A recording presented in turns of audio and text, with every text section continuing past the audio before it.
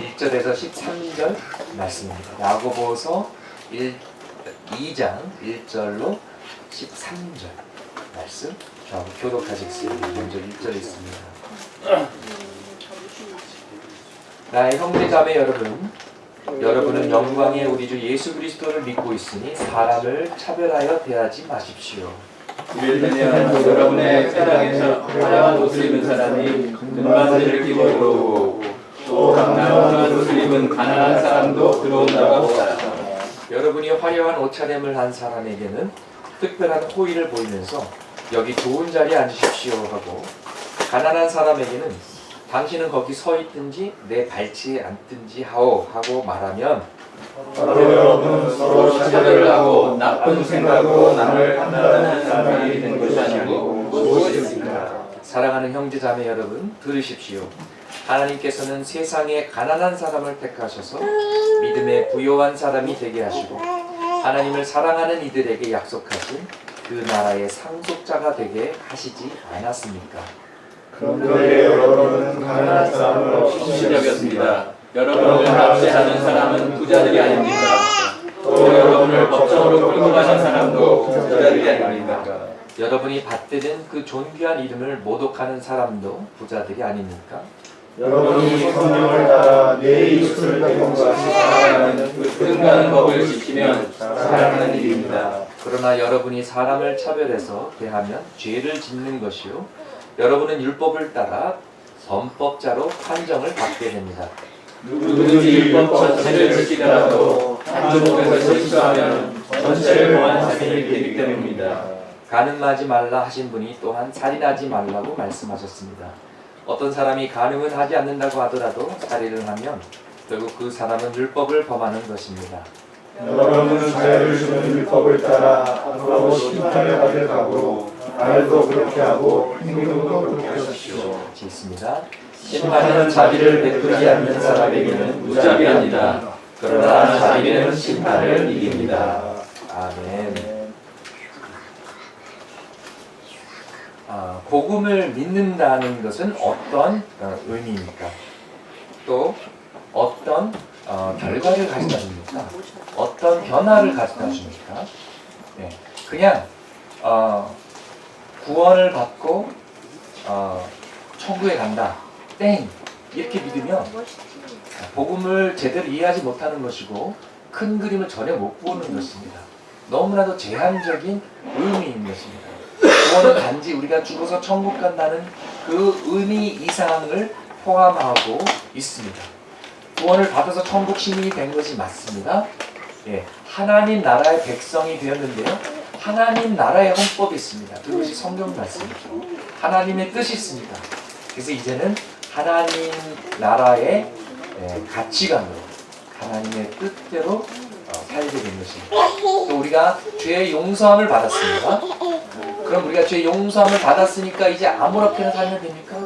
뭐 죄를 져도 또 용서받으니까 뭐 아무 부담 없이 죄를 져도 됩니까? 아닙니다. 기독교는 죄에 대한 무제한 면죄부가 아닙니다. 그것은 싸구려 은혜고 변질된 복음입니다. 구원파의 잘못된 구원론입니다.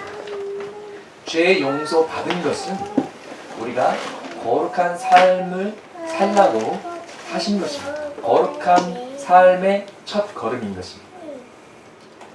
오죽했으면 우리 세수만교회 2018년 말씀표를 디모데후서 1장 9절을 정했겠습니까? 하나님께서 우리를 구원해 주시고 거룩한 부르심으로 불러주셨습니다. 아멘. 영어는 더 간략하죠. God has saved us and called us to holy life. 구원해서 그냥 마음대로 살아라가 아니라 구원받았기 때문에 이제 거룩하게 살아야 된다라는 것입니다. 여러분, 집 청소는 왜 합니까? 집 청소한 다음에 마음껏 어지럽히라 그럽니까? 아니요. 집 청소를 하고 깨끗하게 유지하려고 노력을 해야 되는 것이죠. 그리고 또 추가로 청소를 해야 될 것이죠. 더럽히라고 청소하진 않습니다. 마음껏 죄질하고 용서받는 것이 아닙니다. 그렇기 때문에 용서받은 우리는 우리 마음대로 사는 권리가 아닌 하나님의 뜻대로 살아야 되는 사명과 책임이 있는 것입니다. 구원의 삼박자는 여의도 순복음교회나 기복신앙에서 말하는 구원, 건강, 재물의 축복이 아니라 진정한 구원의 삼박자는 칭의, 성화, 영화, justification, sanctification, glorification. 이 구원의 모든 과거와 현재와 미래의 구원의 과정을 포함합니다. 무엇입니까? 우리 영혼의 구원입니다. 그 다음에 우리 삶의 변화, 즉 우리의 마인드의 변화를 말하고 있습니다. 그리고 맨 마지막에는 우리의 몸도 영화로운 몸, 부활의 몸으로 변화되었고 주님과 같아지는 완전함인 것입니다. 그러면서 구원이 완성이 되는 것이죠. 그래서 항상 구원은 과거와 현재와 미래형으로 진행 가운데 있고 지금도 현재 진행형으로 이루어지고 있는데 거기에는 우리의 순종이 필요하고 거기에는 우리가 예수님을 닮아가는 모습이 절실히 필요한 것입니다. 내가 예수 믿고 예수님을 영접했다, 나는 천국 간다 끝이 아니라 내가 구원 받았고 또 내가 매일 십자가 앞에 나가서 옛사람이 죽고 새 사람으로 거듭나는 것입니다. 십자가와 부활절이 우리의 삶 가운데 신앙생활에서 매일 반복돼야 되는 것입니다. 그래서 우리가 옛사람은 늘 죽어야 되고 옛모습은 늘 우리가 싸워야 되고 새사람, 성령의 사람, 순종의 모습이 늘 다시 새로워져야만 되는 것입니다. 이것이 진정한 복음인 줄 믿습니다. 아멘. 복음은 우리의 가치관의 변화입니다. 돈이 최고였다면 돈이 중요하지 않다라는 것이 아니라 돈보다 더 중요한 가치관이 생긴 것인데 그것이 하나님입니다. 신앙입니다. 가족입니다. 교회입니다. 우리 딸이 미국에서 한글 학교 다닐 때 배워가지고 저한테 얘기를 하더라고요. 아빠, 뭐니 해도 머니가 최고야. 뭐 이런 것만 배워가지고. 근데 우리의 가치관이 변화가 되는 것이죠. 이제는 우리가 예수를 믿고 새로운 관점으로 살게 되었습니다. 여러분, 복음은요, 우리를 동시에 겸손하게 만들고 또 자신감 넘치는 사람으로 만듭니다. 이게 복음의 정말 놀라운 능력이에요. 우리가 십자가를 바라봤을 때, 예수 그리스도를 바라봤을 때 왜 저렇게 죄 없는 분이 피를 흘리고 비참하게 돌아가셔야만 했나? 나 때문이구나, 나의 죄 때문이구나. 이것을 생각할 때 우리의 가슴이 부러지고 눈물이 나오고 우리가 회개할 수밖에 없고 그리고 또 용서받으면 감사함이 넘치고 이것을 경험하면은 남을 함부로 정죄할 수가 없습니다. 왜냐하면 그 사람도 죄인이고 나도 죄인이고 50보 100보 도토리 키재기 도찐 개찐 다 같이 죄인이기 때문에 내가 뭔데 남을 정죄합니까? 나도 용서받아야 되고 저 사람도 용서받아야 하기 때문에 하나님 앞에서는 똑같다라는 것이죠. 그래서 복음은 이렇게 우리가 모두 다 죄인이라고 선포하고 있고 우리를 하나님 앞에 평등화하는 능력이 있습니다. 그 사람이 인종이 무엇이든 사회 위치가 무엇이든 상관없는 것입니다. 우리는 다 하나님 앞에 겸손하게 무릎 꿇고 회개해야 되는 죄인인 것입니다. 그러나 동시에 십자가를 바라봤을 때 예수님의 희생이 있는데 억지로 강제로 희생하신 것이 아니라 희생당하신 것이 아니라 자발적으로 자원해서 희생하셨는데 우리가 아까 찬양했을 때 crucified like a rose. You took the fall, yet you thought of me. 십자가에서 돌아가실 때 여러분을 바라보시고 여러분을 사랑하시고 여러분의 구원을 이루시기 위해서 그 험한 십자가를 견디시고 참으셨다라는 것입니다. 그렇다면 하나님은 나를 얼마나 사랑하세요? 조금 사랑하세요? 아니요. 엄청 사랑하세요. 내가 내 자신을 사랑하는 것보다 더 사랑하세요. 내가 상상하는 것 이상으로 사랑하세요. 내가 존재하지 않을 때도 나를 사랑하셨어요. 창조 전에 나를 생각하시고 사랑하셨고 영원히 끝까지 사랑하실 거예요. 그러면은 하나님은 내 편이다. God is for me. Who can be against me? God loves me. Period. God loves me forever. 네. 여러분 애들 키우신 분들 많은데 애들 키워보세요. 어렸을 때는 저희 딸도 이렇게 막 TV 보다가 막 지진나고 그러면은 아빠 don't go there. 저기 가면 안 돼. 막 그러고 그렇잖아요. 우리 여기 딸들이 많은데 딸들이 어렸을 때는 나 이 다음에 크면 아빠랑 결혼할 거야. 아빠 사랑해요. 예, 조금만 커봐요. 예, 예. 지금 쌍둥이도 지금 열심히 먹이고 있는데 예. 부모의 사랑은 어차피 내리 사랑이에요. 예. 옛날에 우리 애들이 어렸을 때 그래. 니들이 크면은 우리한테 효도하고 이렇게 각서도 쓰게 했는데 다 소용없고요. 법적으로 무효인 거 아시죠? They're underage. They're not well. 하나님이 우리를 영원히 사랑하시고 변하지 않는 사랑으로 사랑하시는 분은 딱 한 분밖에 없다라는 것이죠. 하나님이고요. 그 사랑을 헤세드 사랑이라고 하죠. 언약의 기초를 든 신실한 영원한 사랑인 것입니다. 그래서 우리가 하나님을 배신해도 하나님은 자기 자신을 버리실 수 없기 때문에 약속을 어기실 수 없기 때문에 끝까지 우리를 사랑하신다는 것입니다. 여러분 여기서 자신감이 와요. 내가 무슨 짓을 해도 내가 어디에 가도 내가 돈이 있든 없든 사람들이 나를 인정하든 인정하지 않든 하나님이 나를 아시고 하나님이 나를 인정하시고 하나님이 나를 사랑하신단 말입니다. 아멘. 예, 여러분 막 의심이 오고 힘들 때는 로마서 8장 읽으세요. 어느 것도 어느 누구도 예수 그리스도 안에 있는 하나님의 사랑을 끊을 자가 없습니다. 아멘. 그래서 십자가를 통해서 복음을 통해서 우리는 동시에 겸손해지고 동시에 어마어마한 자신감을 가지게 됩니다. 예. 근데 이 자신감은요, 교만이 아니에요. 건강한 자아상이에요. 어떻게든지 우월감을 느끼려는 그런 것이 아니라 진정한 건강한 자존감인 것입니다. 그래서 복음을 체험한 사람은요, 억지로 남을 누리려고 그러지 않아요. 억지로 이렇게 나는 당신보다 우월하다라고 주장하지 않아요. 옛날에 일본 사람들이 우리는 한국 사람들보다 더 우수하다. 왜냐하면은 우리의 간이 한국 사람 간보다도 1cm 정도 더 길다. 이런 식으로 막 어거지로 막, 그건 어거지예요. 꼭 그렇게까지 우겨야만, 닥치시만 우리가 왜 그렇게까지 해야 됩니까? 꼭 남을 짓밟아야만 내가 산다는 생각. 너 죽고 나 살자.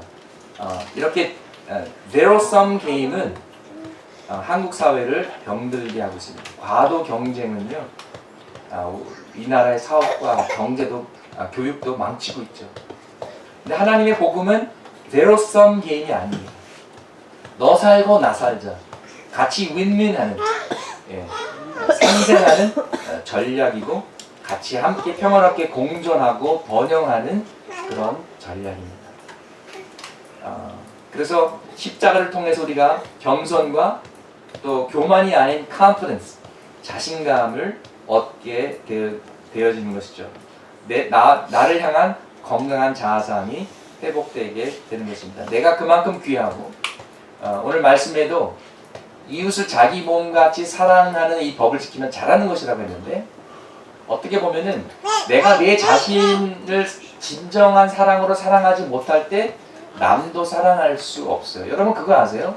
자기가 자기 자신에게 굉장히 혹독한 사람들 있죠. 자기가 뭔가 좀 실수하는 것을 용납하지 못하는 그 사람이 사람이 다른 사람들을 대할 때 자비로울까요? 아니면 똑같이 깐깐할까요? 후자입니다. 똑같은 잣대를 쓰거든요. 그래서 율법주의자들이 본인도 피곤하고 옆에 있는 사람들도 피곤한 것입니다. 그러나 복음은 겸손과 자신감의 균형이 잡힌 건강한 태도를 우리에게 제시하는 것이죠. 겸손하기 때문에 예의 바르고, 겸손하기 때문에 남을 함부로 정죄하지 않고, 나와 다른 사람들도 용납하고, 그러나 치열한 경쟁 속에서도 자신감을 가지는, 우리가 사는 이 21세기 다문화 시대, 글로벌 시대에 정말 필요한 것을 복음은 우리에게 실질적으로 공급해주고 있습니다. 그것이 우리가 가야 할 길입니다. 우리 민족에게 절대적으로 필요한 것입니다. 그래서 복음을 믿는 우리에게는 그러므로 오늘 1절 말씀을 보자면 차별하면 안 됩니다. 차별은 있을 수가 없습니다. 왜냐하면 인간은 다 소중하거든요. 여러분, 성경은 왜 인간이 소중하다고 말하는지 아세요? 크게 두 가지로 말할 수가 있습니다. 창조와 구속입니다.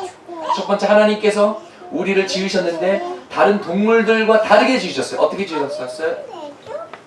하나님의 형상으로 지으셨어요. 그렇기 때문에 우리는 하나님의 마스터피스고 소중한 존재입니다. 두 번째, 예수님께서 우리를 위해서 피 흘리셨어요. 우리를 구속하시기 위해서 십자가 희생하셨어요. 그렇기 때문에 어느 누구도 예수 그리스도가 십자가에서 피 흘린 소중한 존재임을 믿습니다. 그 사람이 장애인이든, 그 사람이 사회에서 소외된 이렇게 탁월하게 똑똑한 사람이 아니더라도 누구든지 막론하고 하나님의 창조물이요 예수 그리스도의 사랑을 받는 사람이기 때문에 소중한 존재임을 믿습니다. 그런데 그 소중한 존재를 우리가 감히 차별을 한다고요? 네, 그거는 비성서적이고 비기독교적이고 비복음적인 것입니다. 인종차별이요? 안 됩니다. 혐오도 안 됩니다. 동성애가 죄라는 성경의 분명한 입장을 사수하지만 동성애자들을 혐오해서는 안 됩니다. 아멘. 정치적인 프레임이 다르다고 하더라도 저 사람은 보수야, 저 사람은 진보야, 그렇다 하더라도 차별하면 안 됩니다. 의견은 다를 수가 있습니다. 여러분, 예수님의 이름 중에 하나가 뭔지 아세요? 여러 이름이 있습니다. 예수님의 별명 중에 하나가 죄인들의 친구입니다. Friend of sinners. 그 당시 이스라엘 자기 나라를 팔아먹은 내국노 세리들의 친구가 되셨습니다. 예수님은 창녀들의 친구가 되셨습니다. 문둥병자들의 친구가 되셨고 심지어 바리새인들의 친구도 되어주셨습니다. 오늘날 예수님께서 이 땅에 오셨다면 분명히 차별받는 모두의 친구가 되어주셨을 것입니다. 탈북자의 친구가 되어주셨을 것입니다. 다문화 가정의 친구가 되어주셨을 것이고, 모시원 청년들의 친구가 되어주셨을 것이고, 몸 파는 여자들의 친구가 되어주셨을 것이고, 동성애자들의 친구가 되어주셨을 것이고, 독거 노인들의 친구가 되어주셨을 것이고, 죄인들의 친구가 되어주셨을 것입니다. 그렇다면 예수를 믿는 우리도 예수님을 만나야 됩니다. 아멘. 네. 그럼 우리도 죄인들의 친구가 되어야 됩니다. 예수 그리스도의 심장으로 사랑해야 된다는 것입니다. 1절은 뭐라고 말씀하고 있습니까? 예수 그리스도를 믿고 있으니 사람을 차별하여 대하지 마십시오. 복음의 가치관으로 살기 때문에, 예수님을 따르기 때문에 예수님처럼 사십시오. 예수님은 차별하지 않습니다. 이런 의미가 담겨져 있는 것입니다. 여러분, 다윗의 선택을 기억하세요? 사무엘 선지자가 사울 왕 다음에 이스라엘의 왕을 선택하라고 하나님께서 보내셨습니다. 그래서 다윗의 아버지 이새의 집에 갔어요. 근데 그 집 아들이 다윗에게 7형이 있었는데요. 다 쭉쭉빵빵 키도 크고 훈남에 잘생긴 형제들이었나 봐요. 뭐냐면 큰형이 딱 그 엘리압이 딱 지나가니까 엘리야 선지자가 와 멋있다. 다음 이스라엘 왕이면 저 정도는 돼야지. 이런 생각을 가지게 된 것입니다. 근데 하나님이 아니야. 저 사람 아니야. 사무엘상 16장 6절에서 7절 이렇게 기록하고 있습니다. 그 아들들이 그들이 왔을 때에 사무엘은 엘리야를 보고 속으로 주님께서 기름 부어 세우시려는 사람이 정말 주님 앞에 나와 있구나 하고 생각하였다. 그러나 주님께서 사무엘에게 이르셨다. 너는 그의 준수한 겉모습과 큰 키만을 보아서는 안 된다. 그는 내가 세운 사람이 아니다. 나는 사람이 판단하는 것처럼 그렇게 판단하지는 않는다. 사람은 겉모습만을 따라 판단하지만 나 주는 중심을 본다. 그래서 첫째, 둘째, 셋째, 넷째, 다섯째 7명이 다 지나갔는데 하나님이 아니라고 하셨어요. 그래서 사무엘 선지자가 물어봅니다. 이게 다예요? 또 없어요? 우리 막둥이가 있는데 걔는 뭐 볼 것도 없고요. 걔는 그냥 지금 밖에서 그냥 양치고 있어요. 네. 그래도 데리고 오라고. 근데 하나님이 선택하시는 분은 가족들마저 인정해주지 않았던, 마치 콩쥐 팥쥐에 나오는 학대받은 하나님께서 껍데기를 보지 않으시고 콘텐츠를 보시고 중심을 보시고 마음을 보시고 He is a man after my own heart. 내 마음의 쌍둥이다. 내가 걱정하는 거 걱정하고 내가 사랑하는 거 사랑하고 내가 기뻐하는 것을 기뻐하는.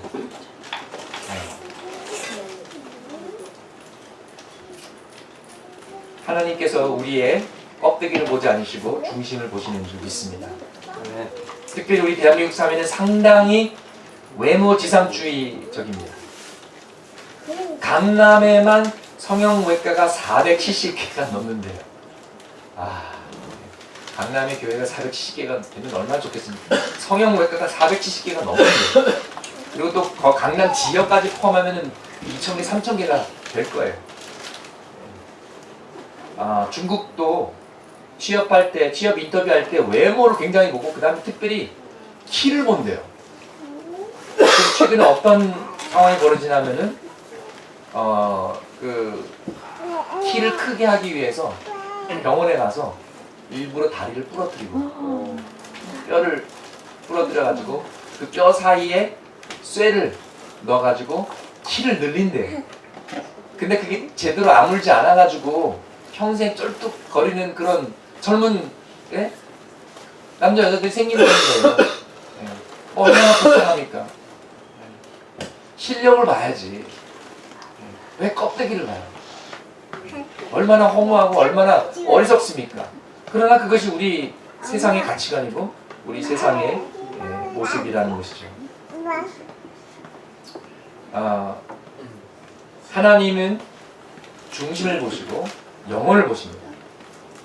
근데 우리가 인간이기 때문에 어쩔 수 없이 우리도 외모를 보게 되잖아요.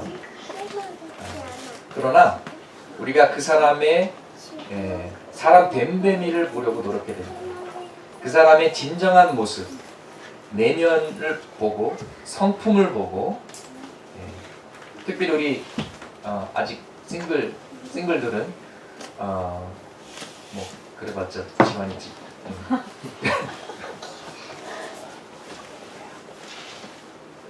껍데기만 보지 말고 제발 성품을 좀 파악한 다음에 결혼하시길 바랍니다. 아멘. 네. 아멘 지영아. 오빠 같이 멋있는 남자 보더라도 뿅 가면 콩팥집 싸면 안 돼. 아빠 같이 멋있는 남자 보더라도. 그래서 우리가 사람을 볼 때 그 사람의 사회적 지위, 재산, 졸업장, 명함 이런 것으로 판단하는 것이 아니라 그 사람의 성품을 봐야 되는 것이죠.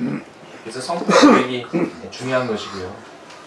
또 아무리 사회에서 뭐 사장, 뭐 이사장, 뭐 대표 그런 사람이라도 교회에 오면은 다 형제 자매입니다. 네. 심지어 집사, 권사, 안수집사, 장로 이런 직분들이 때로는 교회에서 계급장이 되고 간부가 되어지는데 그래서는 안 되는 것입니다. 그런 직분은 하나님과 하나님의 교회를 섬기라고 주신 줄 믿습니다.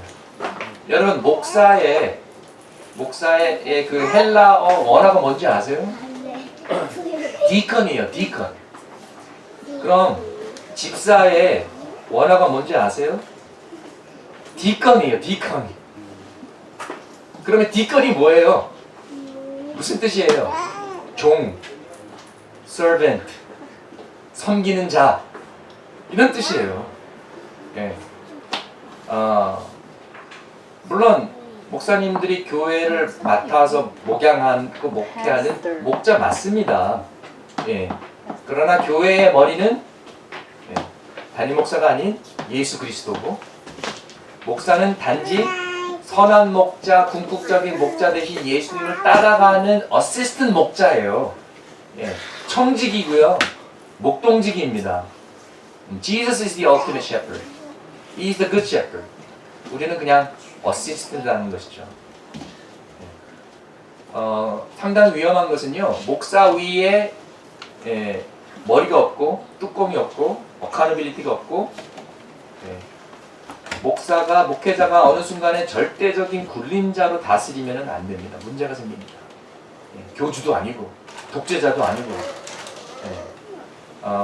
어떤 교회는 막 북한 체제보다도 더 북한 같은 그런 교회들이 있어요. 물론 교회에 영적인 질서가 있습니다.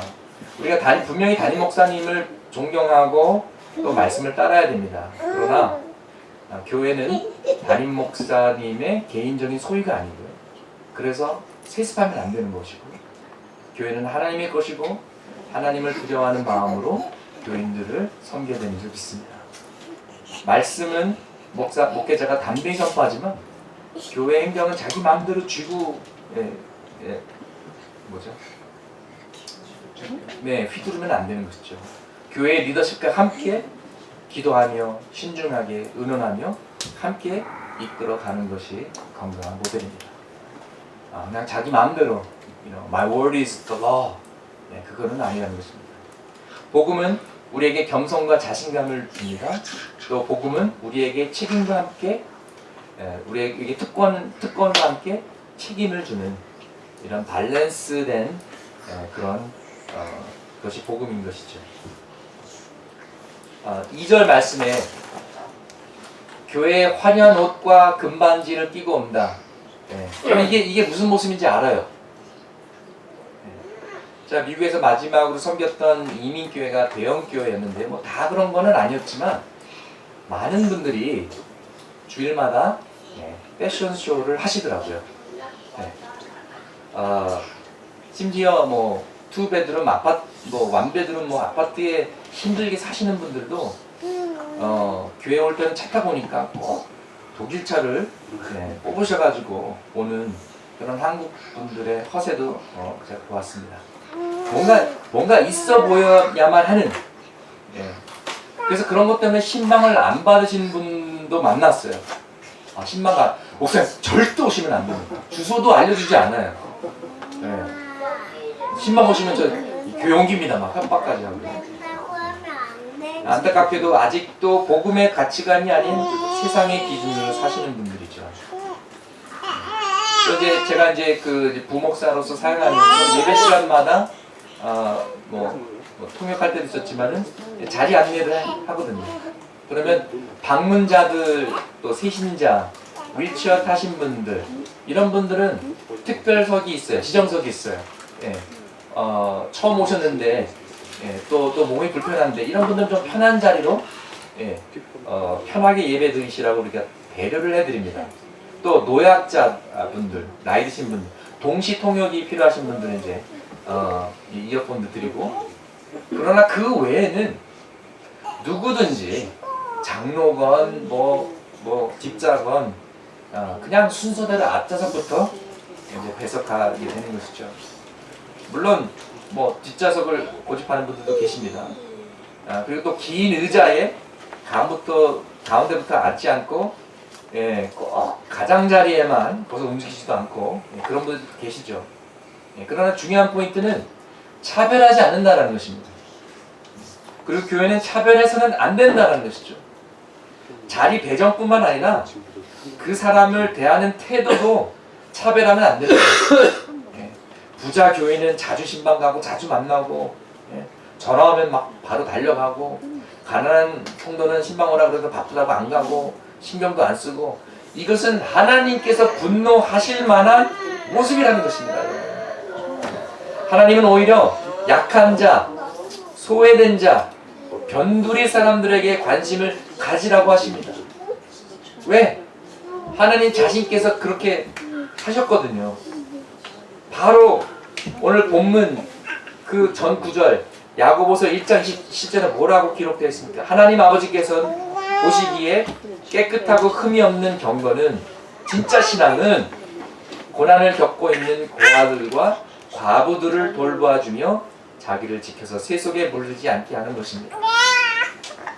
진짜로 우리가 복음으로 산다는 것은 약한 자들을 사랑하고 돌보고 세상의 가치관이 아닌 복음의 가치관으로 거룩하게 사는 것이라는 말씀입니다.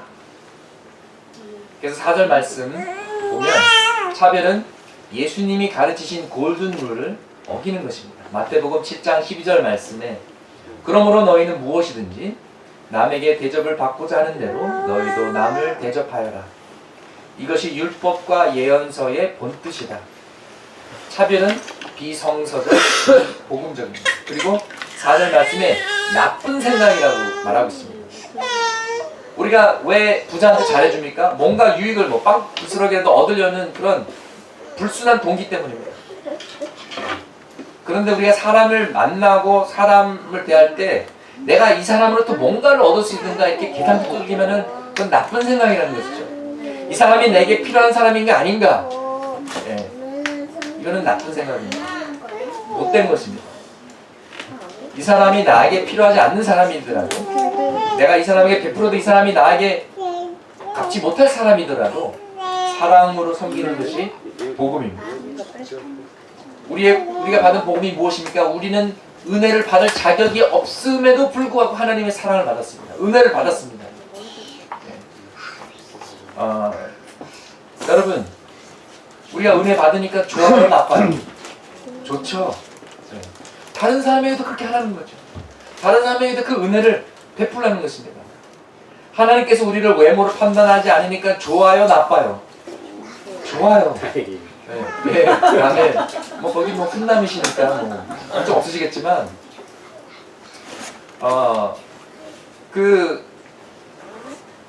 우리도 그렇게 해야 된다는 것이죠. 사람을 껍데기로 판단하지 말고 그 사람 그 자체를 알려고 하고 사랑하고 섬기라는 것입니다. 5절 말씀은 가난한 자들에게 정말 기쁜 소식입니다. 뭐라고 말씀하셨습니까? 하나님께서는 세상에 가난한 사람을 택하셔서 믿음에 부요한 사람이 되게 하시고 하나님을 사랑하는 이들에게 약속하신 그 나라의 상속자가 되게 하시지 않았습니까? 아멘. 그래서 기독교는 전통적으로 가난한 자들의 소망입니다. 이 땅에서 힘들더라도 이 땅이 다가 아니다. 이 세상이 다가 아니다. 당신들은 하나님의 자녀요. 하나님 나라의 상속자다.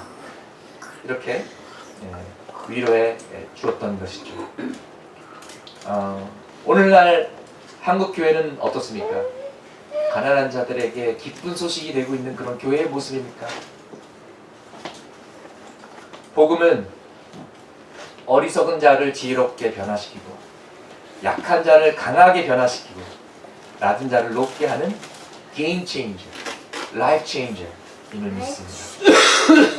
여러분, 우리가 가난한 자를 업신여길 때 그것은 복음을 업신여기는 것이고 하나님을 업신여기는 큰 죄를 범하는 것입니다. 그리고 오늘 본문에 보니까 부자들의 횡포가 나옵니다. 예. 부자들은 어느 나라, 어느 문화, 어느 시대에도 똑같은 것 같아요. 예. 뭔가 좀 있으면은 자랑하려고 하고, 예, 갑질하고, 예. 그래서 압제하고 법정고사하고 심지어 하나님 모욕하는 세상의 기득권자들이 부자가 아니냐, 갑질하지 않느냐. 저는 가장 비겁한 사람이 강한 자들 앞에서 꼬리 내리고 약한 자들을 갑질하는 사람이라고 생각합니다. 세상의 가치관은 It's survival of the fittest, 적자 생존의 원칙으로 살죠. 근데 그것이 다윈주의 진화론에서 나온 것입니다. 성서적 가치관이 아니에요. 강자가 약자를 지배하고 다스리는 세상 이치를 나타내는 약육강식, 이 사자성어에는 이 세상의 모습이 뚜렷이 담겨져 있습니다. 그러나 하나님을 믿는 자들은 양육강식이 아니라 이런 강한 자들이 약한 자를 잡아먹는 현상을 당연시하면 안 되고요. 우리가 주입해서 보호하고 도와주고 세워줘야 됩니다. 결국 세계관 전쟁이죠. 8절 말씀 보니까 으뜸 가는 법, 영어로는 로열 러 이렇게 나왔어요. 아파트도 로열층이 있더라고요. 근데 복음에도 로열 법이 있습니다. 이 법은 사실은 세트로만 지킬 수가 있는데 하나님 사랑, 이웃 사랑, 이게 같이 가야 됩니다. 하나님의 사랑을 체험한 자가 하나님을 진정으로 사랑할 수 있고 또 이웃을 진정으로 사랑할 수가 있습니다. 성령의 열매가 사랑입니다. 십자가 사랑이 동기입니다. 예수님의 사랑이 내게 먼저 차고 넘치고 흘러서 이웃에게 흘러가야 되는 줄 믿습니다. 그러자면은 먼저 첫 번째 하나님의 사랑을 먼저 체험해야 됩니다. 어떻게? 예배와 큐티와 기도와 찬양과 공동체의 모임을 통해서, 수련회에서, 또 교회에서, 신앙 모임에서 하나님의 사랑을 체험해야 되고요.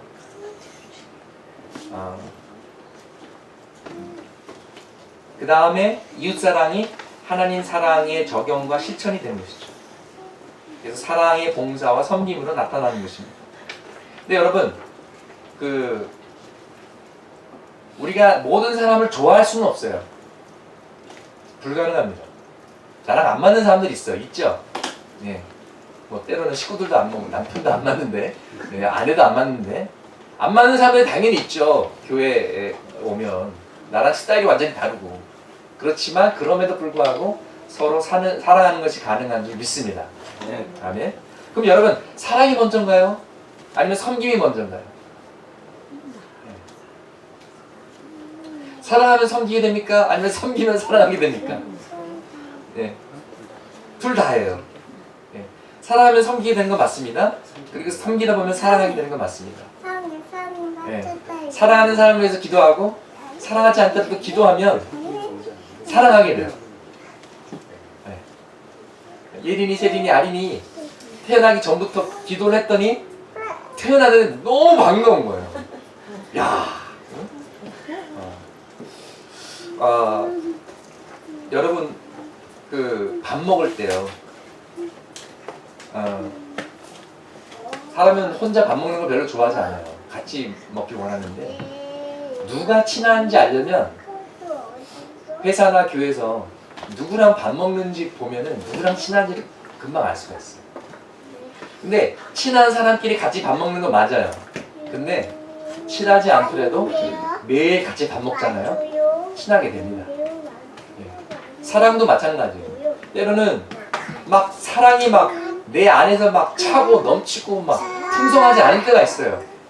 그렇지만 그럼에도 불구하고 내 의지로 내가 주님의 사랑으로 너를 사랑한다 하고 섬겼을 때 사랑이 성장하는 줄 믿습니다. 아멘. 예. 우리 아기 부모님들 아가들을 너무 사랑하잖아요. 그쵸? 예. 그런데 그렇게 사랑함에도 불구하고 새벽 3시에 잠 1시간도 못 자고 일어나가지고 애가 와 그래서 일어났을 때 그때 마음속에서 사랑이 풍성하게 아름다운 꽃처럼 발생하지 않습니다. 네. 그럼에도 불구하고 아기를 먹이고 기저귀를 갈아주고 그러면서 사랑이 더 깊어지는 거예요. 애기 데리고 그냥 혹시 뭐 무슨 일이라도 벌어질까봐 막 응급실에 이머전시 막 뛰쳐가고 그러면서 사랑이 깊어지는 거예요. 그래서 우리가 하나님의 사랑을 감정적인 그런 면도 있지만 우리의 의지적인 면으로 섬기고 봉사할 때 사랑은 키워야 되는 것임을 여러분 기억하시기 바랍니다. 그리고 또 자기 사랑을 먼저 해야 돼요. 이 말은 그냥 이기적으로 내 거, 나 먼저 이런 사랑이 아니라 자기의 자신을 건강하게 잘 케어해 주는 것을 말합니다. 여러분 비행기 타시면은 그 이머전시 때 산소 마스크가 떨어지잖아요. 뭐라고 합니까? 자기 아이 이거 산소 마스크 하기 전에 자기 먼저 하라고 해요. 왜냐? 딴 사람 도와주다가 자기를 질식하면은 그러니까 그거는 진정한 자기 사랑이에요. 내가 먼저 하나님 앞에 바로 서고 내가 하나님의 사랑을 받아야지 그래야 아내도 사랑하고 남편도 사랑하고 자식도 사랑하고 지인도 사랑할 수 있는 거지. 내가 사랑에 메마르고 내가 힘들잖아요. 내가 가장 가깝고 내가 가장 아끼고 가장 사랑하는 사람에게조차도 짜증이 나요. 여러분 경험하셨을 거예요. 그리고 오히려 잘 모르는 사람한테는 상냥해요. 안녕하세요. 네, 살펴가세요.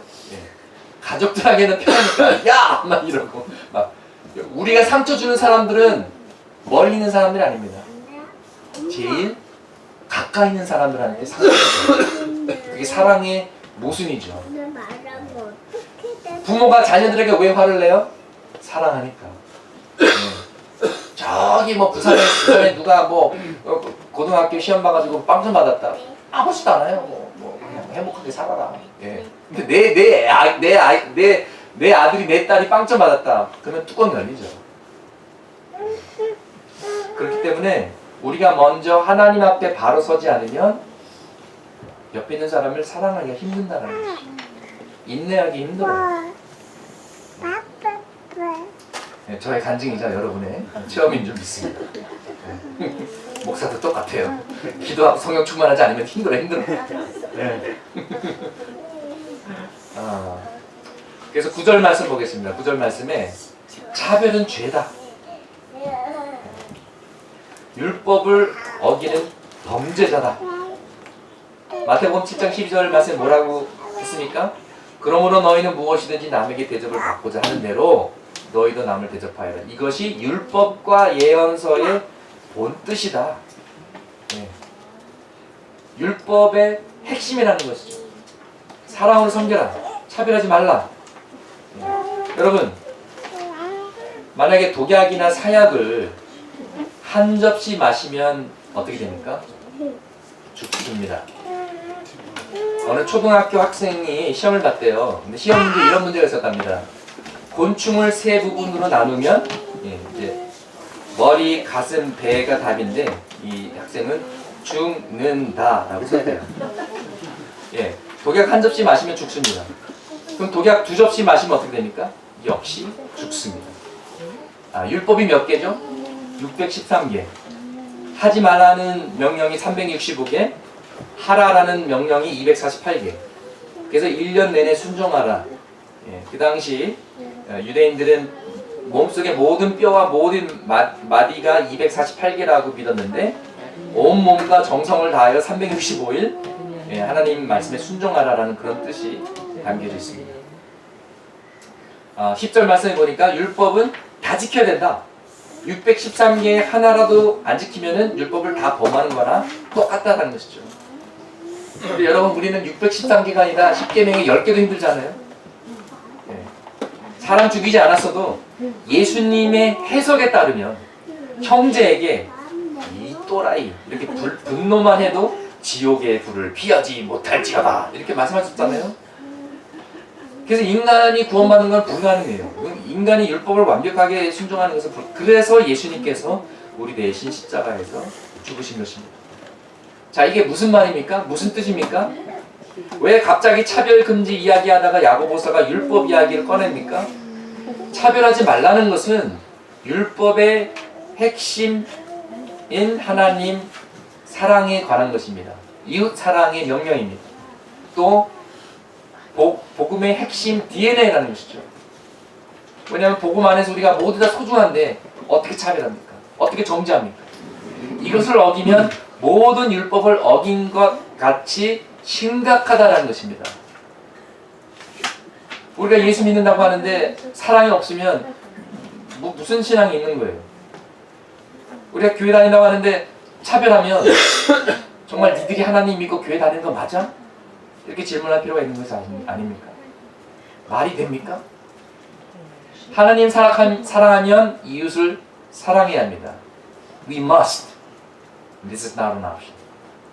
세상이 우리가 예수님의 제자 된지 어떻게 아냐고요? 사랑입니다. 그리고 사랑은 차별하지 않는다는 것이 문의이다. 네. 12절 13절 이제 결론입니다. 율법을 어기면 심판이 있습니다. 지옥이 있습니다. 그런 각오로 살아라. 그러니까 차별하지 말아라. 복음의 가치관으로 살아라. 주님께서 여러분을 대하셨듯이 다른 사람들을 사랑과 배려와 존중으로 대하라. 그렇지 않으면 우리가 정말 복음을 안다고 할 수 있는가? 아직 하나님의 자비를 진정히 체험하지 못한 것 아닌가? 그렇다면 무자비한 심판의 대상이 된다. 자비는 심판을 이기고 은혜의 복음은 지옥을 이긴다. 이것이 12절 13절 말씀의 의미인 것입니다. 근데 여기 보면은 자유를 주는 율법이라는 표현이 나옵니다. 자유를 주는 율법? 율법은 나를 얽매이게 하는 것이 아닌가? 여러분, 거짓말이 쉬울까요? 사실대로 말하는 것이 쉬울까요? 처음에는 거짓말이 쉽다고 생각하기 때문에 거짓말을 합니다. 근데 거짓말을 들키면 혼나고요. 사실대로 말해도 혼나는데 damned if you do, damned if you don't. 그런데 결국 숨기지 않는 것이 더 쉽습니다. 마크 트웨인이 이런 말을 했죠. 거짓말 하려면 머리가 되게 좋아야 된다. 왜냐면 다 기억해야 되니까. 근데 거짓말 안 하면은요, 기억할 필요 없어요. 있는 그대로 숨기지 않고 그냥 다. 네. 그래서 진실과 진리는 우리에게 자유를 줍니다. 율법의 원래 의도는 자유예요. 사람이 사람답게 살고 아름답게 살고 하나님의 형상대로 사는 것입니다. 그래서 여러분, 순종은 자유입니다. 순종하잖아요. 양심의 가책이 없어요. 양심의 자유를 누립니다. 순종하면 죄책감이 없습니다. 숨길 것이 없습니다. 제가 가난했던 시절, 신학교 때 시절 생각하니까요, 집에 문 잠그지 않아도 자유로워요. 예. TV가 그 브라운관 TV 있잖아요. 이따만한 거.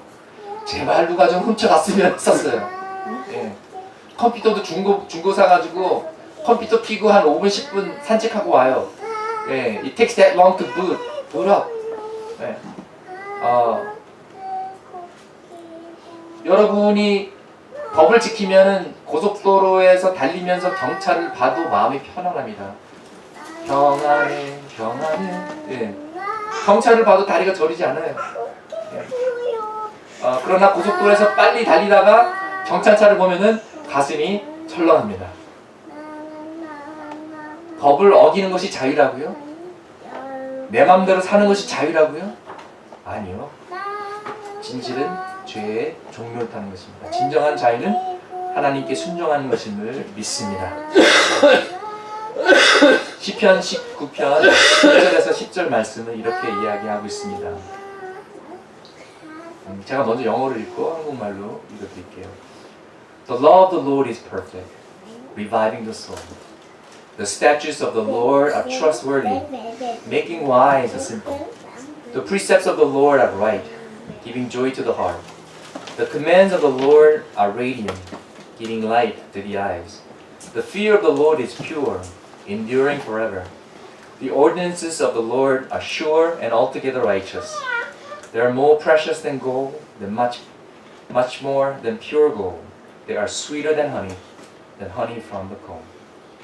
주님의 교훈은 완전하셔서 사람에게 생기를 북돋워 주고 주님의 증거는 참되어서 어리석은 자를 깨우쳐 준다.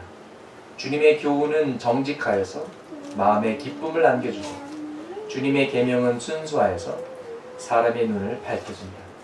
주님의 말씀은 티없이 맑아서 영원토록 견고히 서 있으며 주님의 법규는 참되어서 한결같이 바르다.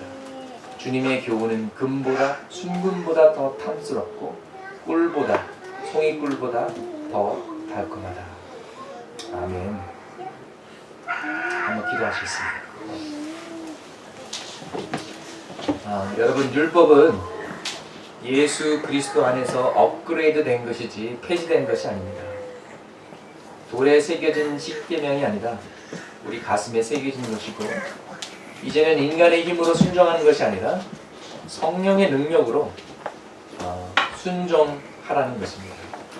그러나 outside in이 아니라 행위로 내면을 바꾸는 것이 아니라 inside out, 내면의 변화가 나의 행위와 삶의 모습을 바꾸는 것이 복음의 능력인 것입니다. 예수 안에 있는 율법은 사랑입니다. 하나님 사랑, 이웃 사랑. 우리 더욱 복음의 사람이 되어가기를 소망합니다. 복음이 나를 바꾸고 나의 가치관을 바꾸어서 차별하지 않고 사랑으로 섬기는 우리 모두가 되길 이 시간에 한번 기도하시겠습니다.